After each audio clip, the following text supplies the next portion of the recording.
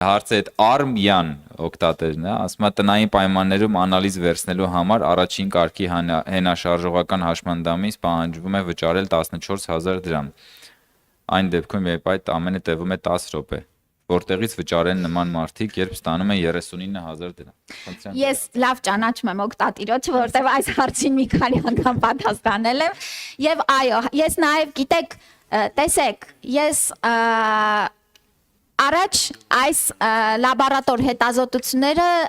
հասանելի չէին եւ ամբողջությամբ վճարովի են։ Հիմա ապահովագրության փաթեթում անձը պիտի գնա եւ իր լաբորատոր հետազոտությունների համար տեղում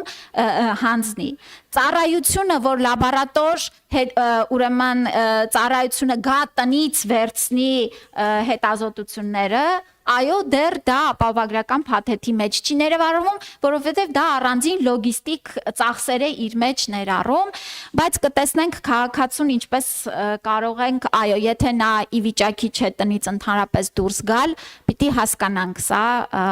ինչ պետք է անենք։ Հավանիչ տեսանյութը եւ բաժանորդագրվիչ նորությունները բաց չթողնելու համար։